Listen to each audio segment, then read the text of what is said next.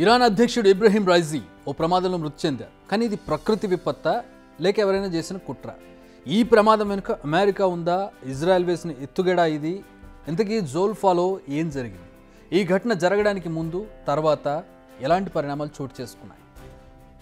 Iran middle ఈస్ట్లో అత్యంత కీలకమైన దేశాల్లో ఒకటి. అంతేకాదు, ప్రస్తుతం ఆ ప్రాంతంలో నెలకొన్న అనేక ఉద్రిక్తతలకు కేర్ ఆఫ్ ఈ దేశం. రష్యా, ఉత్తర కొరియాతో అనేక సత్సంబంధాలు కలిగిన దేశం ఇది. అటు ఇజ్రాయెల్కు ఇటు అమెరికాకు కొరకరాని కొయ్యగా మారింది ఈ దేశం. అలాంటి దేశానికి చెందిన అధ్యక్షుడు ఇబ్రహీం రైజీ. అలాంటి రైజీ అనేక అనుమానాల మధ్య ఈరోజు మృతి చెందారు.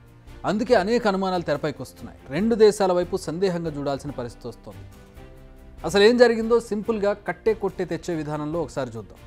ఇరాన్ అజర్బైజాన్ బార్డర్లో ఖిజ్ కలాసి, బోదివరన్ అని రెండు డ్యామ్లను నిర్మించారు. ఈ డ్యామ్లను రెండు దేశాలు కలిసి నిర్మించాయి. వీటిని అజర్బైజాన్ అధ్యక్షుడు ఇల్హం అలియేవ్, ఇరాన్ అధ్యక్షుడు ఇబ్రహీం రైసీ, విదేశాంగ మంత్రి అమీర్ బ్లొల్లాహియస్ మరికొందరు కలిసి దీన్ని ప్రారంభించారు. వీటిని ప్రారంభించి తిరిగి ఇరాన్కు బయలుదేరారు. జోల్ఫా ఏరియా వరకు వచ్చే వరకు అంతా బాగానే ఉంది. బట్ ఆ ఏరియాలోకి వచ్చాకే సీన్ మారిపోయింది.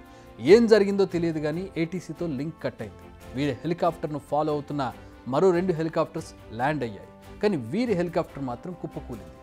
అటవీ ప్రాంతంలో హెలికాప్టర్ క్రాష్ ల్యాండ్ అయితే ఏం జరుగుతుందో అందరికీ తెలిసిందే. నో సర్వైవర్స్, అందరూ చనిపోయారు. ఆ తర్వాత రెస్క్యూ ఆపరేషన్, ప్రపంచ దేశాల సంతాపాలు అన్నీ జరిగిపోయాయి. అయితే ఇరాన్ పూర్తిగా ఇది యాక్సిడెంటల్గా జరిగిందని నమ్మడం లేదు. బయటకు ప్రతికూల వాతావరణాన్ని స్టేట్మెంట్ ఇచ్చారు ఆ దేశ అధికారులు. బట్ అన్ని కోణాల్లో దర్యాప్తు చేస్తున్నారు. ఎందుకంటే అధ్యక్షుడు హెలికాప్టర్ను ఫాలో అవుతున్న మరో 2 హెలికాప్టర్లు సేఫ్గా ల్యాండ్ అయ్యాయి. అధ్యక్షుడి హెలికాప్టర్ మాత్రమే క్రాష్ అయింది. ఈ ప్రమాదం జరిగిన వెంటనే చూపులన్నీ 2 దేశాల వైపు వెళ్ళాయి. ఆ దేశాలు ఇజ్రాయెల్ అండ్ అమెరికా. ఈ 2 దేశాలతో ఇరాన్కు శత్రుత్వం ఇప్పటిది కాదు. ప్రస్తుతం ఈ 2 దేశాల మధ్య కొనసాగుతున్న వైరం అంతా ఇంతా కాదు. And at the same time ఇరాన్లో ఇజ్రాయెల్ చేసిన కోవర్ట్ ఆపరేషన్స్ ఇన్ని కాదు. ఇన్ని అనుమానాలు ఉన్నాయి కాబట్టి ప్రస్తుతం ఆ 2 దేశాల వైపే ఇరాన్ అనుమానంగా చూస్తోంది. సరే, ఇదంతా ఓకే. ఓ దేశ అధ్యక్షుడు మరణించాడంటే చాలామంది బాధపడతారు. ఒక్కబట్టి అడవకపోయినా కనీసం అయ్యో అనైనా అంటారు. కానీ ఇరాన్లో కొందరు మాత్రం రైజీ మరణాన్ని సెలబ్రేట్ చేసుకుంటున్నారు. కొందరైతే మొదటిసారి ఓ హెలికాప్టర్ ప్రమాదంలో బాధితులు జీవించి ఉండొద్దన్న ప్రార్థనలు చేశామంటూ ట్వీట్ చేశారు. మరికొందరు హ్యాపీ హెలికాప్టర్ డే అంటూ ట్వీట్ చేశారు. విదేశాల్లోని ఇరాన్ కాన్సులేట్ల ముందు డ్యాన్సులు చేస్తూ కొందరు కనిపించారు. ఇక ఇరాన్లో కొందరు బాణాసంచా పేల్చి సెలబ్రేట్ చేసుకునే వాళ్ళు కూడా కనిపించారు. ప్రస్తుతం ఇరాన్ సుప్రీం లీడర్ ఖమేనీ, ఆ పొజిషన్కు రావాల్సిన అన్ని అర్హతలు ఉన్న వ్యక్తి రైజీ. చాలా రోజులుగా ఆయనే కాబోయే సుప్రీం అన్న ప్రచారం కూడా ఉంది. మరి అలాంటి వ్యక్తి మరణిస్తే సంబరాలు చేసుకోవడం ఏంటనేది ఇప్పుడు బిగ్ క్వశ్చన్. ఇరాన్ అధ్యక్షుడిగా ఎన్నిక కాకముందు నుంచే ఇరాన్లో చాలా క్రూరంగా వ్యవహరించారన్న ప్రచారం ఉంది. ఇక అధ్యక్షుడిగా ఎన్నికైన తర్వాత అది మరింత పీక్స్కు చేరింది. రైసీపై అనేక ఆరోపణలు ఉన్నాయి. రైసీ ఇస్లామిక్ ఆచారాలను ఆచరించే విషయంలో చాలా క్రూరంగా వ్యవహరించారు.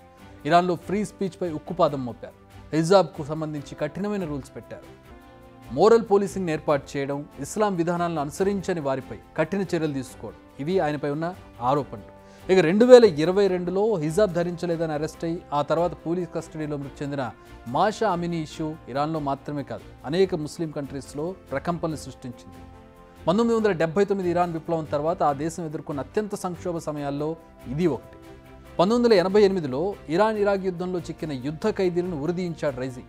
దాదాపు 5,000 మందిని నిర్దాక్షిణ్యంగా ఉరిదీశారు. ఇలాంటి దారుణాలన్నీ తన ట్రాక్ రికార్డులు ఉన్నాయి కాబట్టే ఇప్పుడు పరిస్థితి ఇలా ఉందన్న ప్రచారం ఉంది. అదే ఈ డాన్సులు చేయడం, సంబరాలు చేసుకోవడం, హెలికాప్టర్లు ప్రయాణించిన వాళ్ళు ఎవరు బతకూడదని ప్రార్థనలు చేయడం, ఇదంతా కూడా ఈయన ట్రాక్ రికార్డ్ కారణం అనేది ఒక విశ్లేషణ. ప్రస్తుతం ఇరాన్లో పరిస్థితులు నివురుగప్పి నిప్పులా ఉన్నట్టుగా అనిపిస్తోంది. దానికి రైజీ డెత్, ఆ తర్వాత పరిణామాలు రుజువు అంటున్నారు అనలిస్టులు. ఎందుకంటే ఇరాన్లో చాలామంది మత ఆచారాలను పాటించడానికి ఇంట్రెస్ట్ చూపించడం లేదు. రైజీ మృతితో ఇక ఈ అరాచక పాలనకు చెక్ పెట్టాలన్న డిమాండ్ కూడా పెరుగుతోంది. మరి ఈ మరణం ఇరాన్లో మరో రెవల్యూషన్కు దారితీస్తుందా లేదా అనేది మరికొన్ని రోజుల్లో తేలనుంది. బిగ్ టీవీ అవుట్లుక్ కథనాలు నచ్చితే వెంటనే బిగ్ టీవీ ఛానల్ ను సబ్స్క్రైబ్ చేయండి.